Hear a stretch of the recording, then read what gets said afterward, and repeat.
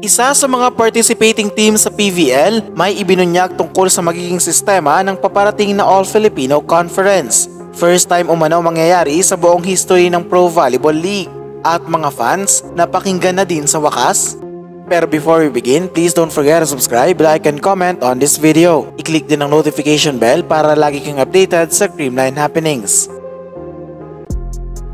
Ilang linggo na lang ay magsisimula na ulit ang panibagong conference ng Premier Volleyball League. Inulan nga ito ng kontrobersiya dahil sa mga problemang kinaharap ng PVL management laban sa Philippine National Volleyball Federation. Nakadalawang conferences na nga ngayong taon at dapat sana ay reinforced conference na ang gaganapin sa darating na Oktubre. Pero ibinunyag ng PNVF na hindi nila bibigyan ng transfer certificates ang mga posibleng imports ng teams matapos umanong lumubag ang PVL sa national team schedule. Nagkanda kasi ng conference ang liga kahit pa malapit na ang international tournaments. Ito nga ang naging dahilan kung bakit hindi naging available ang ilang pro players sa bansa. Dahil sa issue na ito, napagdesisyonan ng PVL na All-Filipino Conference ulit ang gaganapin nila later this year. Susubukan nga ng Creamline Cool Smashers na depensahan ang kanilang titulo bagamat hindi nila makakasama si Gia Morado na magiging import naman sa Japan. May bagong team din na aabangan kaya naman mas naging exciting ang darating na tournament kahit pa wala ang mga magagaling na foreign guest players. Pero bago pa man magsimula ang official training ng ilang teams, isang pasabog na ang nilabas patungkol sa upcoming All-Filipino Conference. Ayon sa PLDT High Speed Hitters, magiging malaking test umano ang paparating na tournament dahil double round robin format ang susundin.